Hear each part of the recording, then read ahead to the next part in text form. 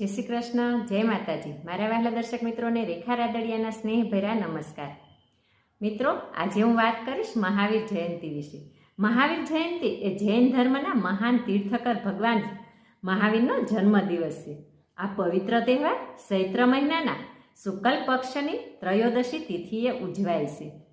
ભગવાન મહાવીર જૈન ધર્મના 24મા અને અંતિમ તીર્થકર તરીકે ઓળખાય છે। તેમનો જન્મ બિહાર રાજ્યના વૈશાલી નજીક આવેલા કુંડલપુરમાં થયો હતો। તેમના પિતા રાજા સિદ્ધાર્થ અને માતા ત્રિશલા દેવી હતા। મહાવીર સ્વામીનું બાળપણ વૈભવી અને રાજસી હતું, પણ તેમણે વધુ સમય સુધી વૈરાગ્ય ભાવને ઓળખ્યો અને તેમણે 30 વર્ષની ઉંમરે જ રાજ્ય પરિવાર અને ભોગવિલાસ તજીને સંસારને પણ ત્યાગ કર્યો અને આ તપ સાધનામાં પ્રવૃત્ત થયા। સતત 12 વર્ષ સુધી તેમણે ઘોર તપશ્ચર્યા કરી અને જ્ઞાન પ્રાપ્ત કર્યું। તેઓએ જીવનભર અહિંસા, સત્ય, બ્રહ્મચર્ય અને અપરિગ્રહતા સિદ્ધાંતોના પ્રસાર માટે કાર્ય કર્યું। મહાવીર સ્વામીનો મુખ્ય સંદેશ એ હતો કે જીવો અને જીવવા દ્યો। તેમનો ધર્મ માત્ર પૂજા અર્ચના સુધી સીમિત નહોતો, પરંતુ તે એક વ્યવહારિક જીવન પદ્ધતિ હતો। તેમણે હંમેશા કરુણા, ક્ષમા અને ખરા માર્ગે જીવવા માટે પ્રેરણા આપી છે। તેમના ઉપદેશ આજે પણ જગત માટે માર્ગદર્શન રૂપ છે। મહાવીર જયંતિના દિવસે દેશભરમાં જૈન મંદિરોમાં વિશેષ પૂજા, અભિષેક અને ધાર્મિક પ્રવૃત્તિઓ યોજાય છે। ભગવાન મહાવીરની શોભાયાત્રાઓ નીકળે છે, જેમાં લોકો ઝંઝાવાતી રીતે ભાગ લે છે। તેમના જીવન ચરિતાર્થ અને ઉપદેશોનું વાંચન આયોજન થાય છે। ઘણા અનુયાયીઓ આ દિવસે ઉપવાસ અને આરાધના પણ કરે છે।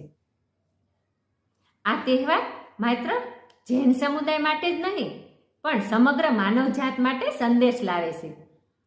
સહિષ્ણુતા, ક્ષમા અને અહિંસા જેવા ગુણોથી જ શાંતિમય અને સમૃદ્ધ જીવન જીવી શકાય છે।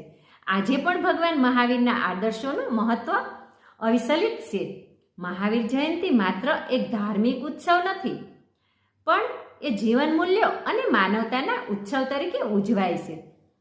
ભગવાન મહાવીરનો ઉદ્દેશ સર્વ જીવોમાં એકતાની ભાવના જગાવવાનો હતો અને એ સંદેશ આજે પણ તેટલો જ પ્રાસંગિક છે। આજના દિવસે મહાવીર સ્વામીને કોટી કોટી વંદન કરીએ। અને તમને આ માહિતી કેવી લાગી તે કમેન્ટમાં જણાવજો, અને સારી લાગી હોય તો તમારા ગ્રુપમાં શેર કરજો। લાઈક, કમેન્ટ કરો તો મને ખ્યાલ આવે કે મારા વિડીયો તમને કેવા લાગે છે। અને જો તમારે કોઈ હેલ્થ માહિતી કે અન્ય કોઈ માહિતી કે સુવિચાર કે શાયરી જોતી હોય તો મને જણાવજો। જો મારા વિડીયો તમને સારા લાગતા હોય તો મારી ચેનલને સબસ્ક્રાઈબ કરજો, જેથી સૌથી પહેલાં તમને માહિતી મળી જાય। ભગવાન બધાને હસતા રાખે, હેલ્ધી રાખે, સ્વસ્થ રાખે ને તંદુરસ્ત રાખે તેવી પ્રાર્થના સાથે ધન્યવાદ।